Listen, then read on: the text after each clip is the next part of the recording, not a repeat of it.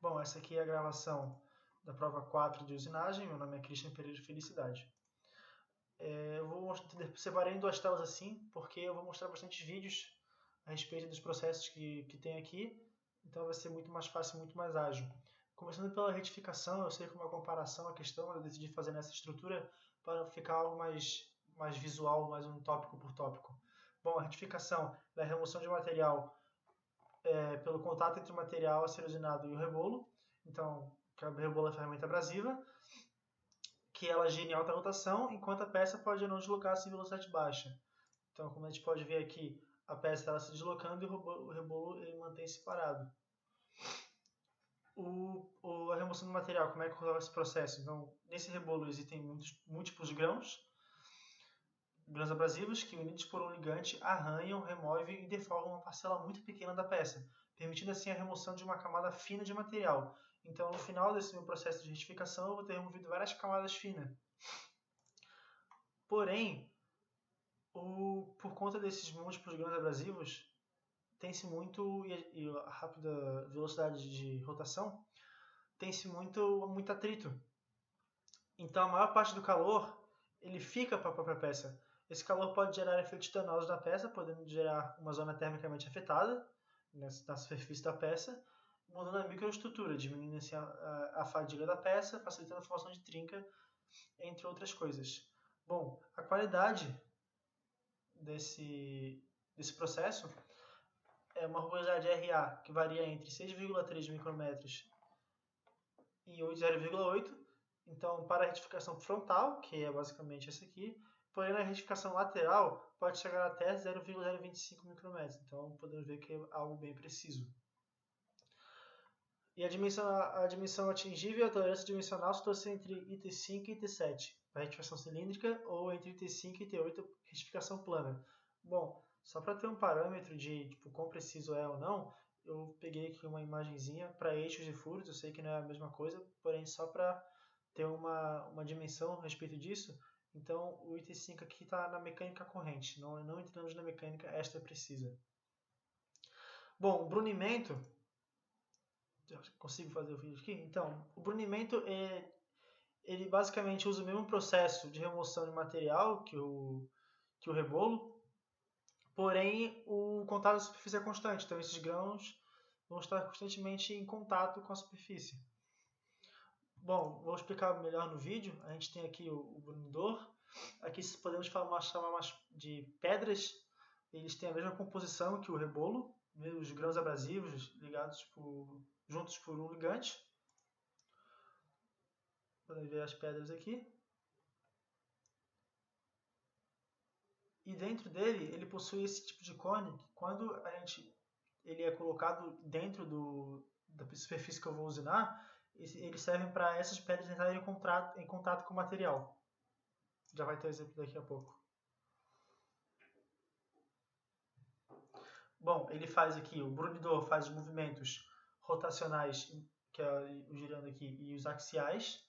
Então, vou mostrar melhor aqui. Ó, o cone agora ele acabou de ir para baixo, assim, entrando em contato, a pedra entrando em contato com a superfície.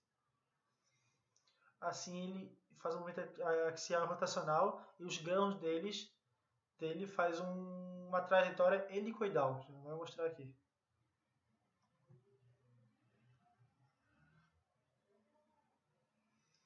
Então a gente pode ver aqui as trajetórias helicoidais geram sempre essas ranhuras. Bom, comparado ao rebolo, ele tem uma baixa reação de calor, pois não tem um contato com altíssimas velocidades, e também não é um processo que tem alta taxa de remoção, ele tem uma baixa taxa de remoção de material. Porém, é necessário uso abundante, como a gente pode ver lá naquele vídeo, do fluido de corte para diminuir o atrito. Bom, a rugosidade ela varia entre 1,6 micrometros e 0,025, então, basicamente, essa faixa aqui é desde o desbaste até os cuidados, os cuidados mais específicos. Então, a gente pode ver que a faixa de rugosidade é muito menor do que quando a gente faz a retificação, e a tolerância também é menor, sendo de IT4 a IT5. Bom, então, de eixos e furos, o IT4 está quase na mecânica extra precisa. Está aqui dividido aqui na metade. Falando agora sobre lapidação, as peças não precisam de um sistema de fixação. O pó abrasivo é espalhado em cima de um líquido, geralmente água ou querosene. Esse líquido passa pelo material a ser usinado, efetuando assim a lapidação. O que ocorre? Como a gente pode ver aqui, ele está espalhando aqui o querosene, o líquido. A seguir, espalha o pó abrasivo. Então, não é necessário esse suporte, ele botou porque é viável para o que ele vai fazer. E ocorre assim a lapidação. Então, como é que é a remoção desse material? Os grãos abrasivos eles são soltos, suspensos no líquido. Então, ocorre esses grãos abrasivos eles aqui rasparem no material. Então, eles têm uma trajetória aleatória, de movimento aleatório. E por conta disso não tem-se uma ranhura assim visual, uma ranhura que a gente possa fazer um padrão. Uma característica interessante é que praticamente todos os materiais podem ser lapidados desde que apresentem estrutura homogênea e não se deforme plasticamente, por peso próprio, ou seja, que seja um material muito mole. É pouca geração de calor, porque a gente pode ver que não tem muita pressão. E o dimensional atingível é bem baixo, de IT01, que é muito preciso, até IT5. Porém, esse processo ele demora muito comparado aos outros. Os outros também demoram, porém esse processo demora mais. Então é aconselhável que já entregar o material com uma velocidade baixa, já pode ter feito uma retificação antes, para assim a gente ganhar tempo e dependendo dos custos também ganhar esse custo. A gente não vai ter o custo de operador e maquinário. Partindo agora para a remoção por descargas elétricas, a peça e o eletrodo precisam ser submersos em um dielétrico, onde o eletrodo é aproximado da peça, ocorrendo a remoção por descargas elétricas. Bom, aqui é a minha peça e o meu eletrodo estão submersos num fluido dielétrico. É necessário ter esse dielétrico porque é importante que se tenha uma dificuldade para a passagem de energia, para que quando eu aproximo o meu eletrodo da peça, ele tenha condições físicas para que seja formada uma passagem de energia elétrica. Como a gente pode ver, aqui ele está efetuando a passagem de energia elétrica. Então ele vai ter um grande fluxo de energia. Aqui vai acontecer daqui a pouco. Tendo um grande fluxo, está aumentando o fluxo cada vez mais. Então, como esse fluxo, o eletrodo e a peça vão aquecer, e portanto uma parcela do material é fundido, tanto do eletrodo quanto da peça. E ocorre um colapso quando eu corto essa corrente, onde esse colapso bate nas poças líquidas, gerando respingos e resultando em microcavidades. Então é essencial que o eletrodo e a peça sejam condutores. Agora vai ocorrer o colapso. Então ficou essa microcavidade aqui na minha peça. Tem que ser feito diversas vezes em velocidades altíssimas. E assim que ocorre a usinagem. Bom, a respeito da geração de calor. É relativamente fria, se for visto no ambiente macroscópico, porque a geração de calor ela ocorre nas regiões micrométricas muito localizadas, então apenas nessas regiões onde é que tem esse contato entre o eletrodo e a peça. E a qualidade da forma é de 12,5 micrometros até 0,8, depende muito da qualidade do eletrodo, de como ele foi feito.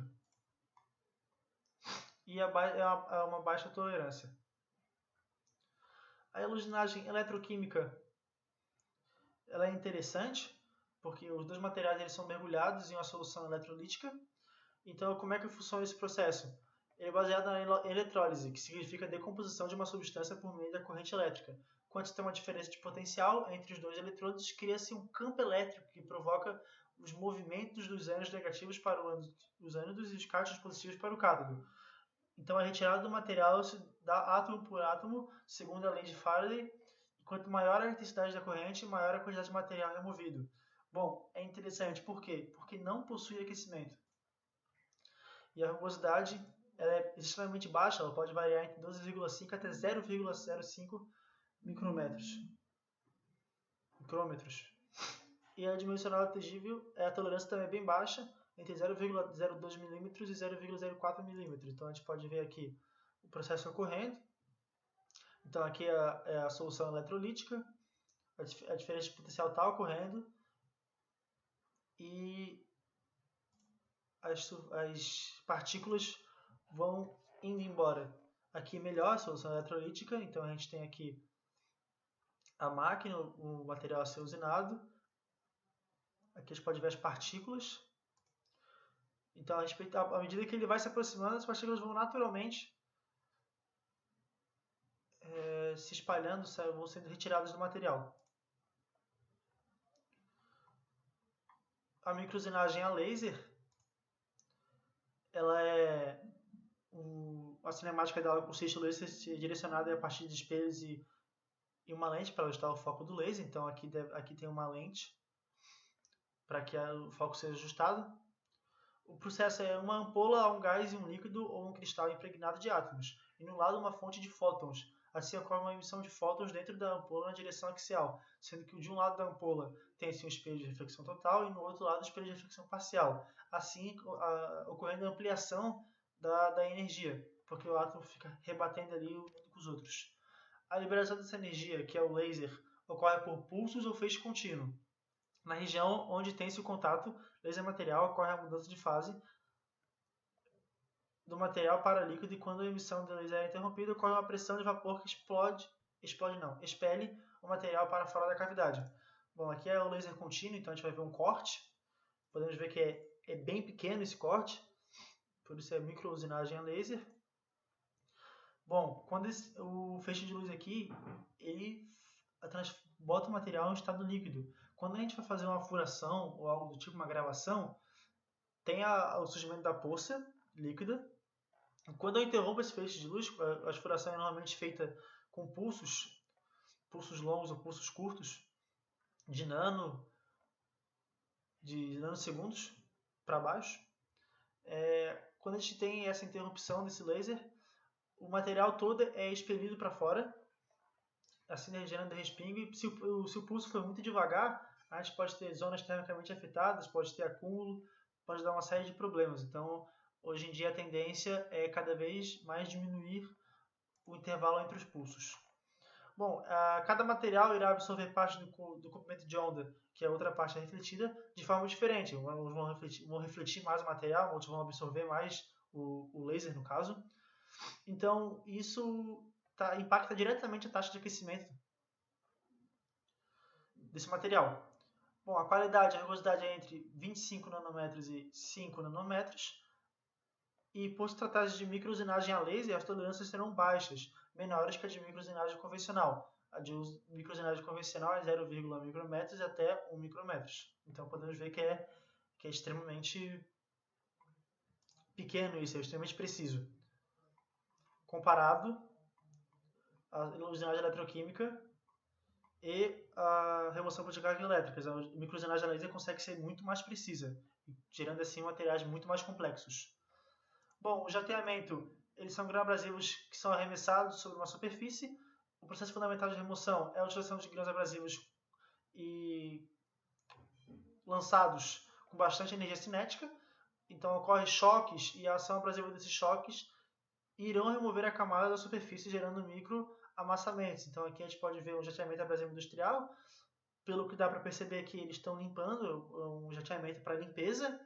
Então é muito forte esse jato, ao ponto de conseguir remover essa camada mais escura que podemos ver aqui.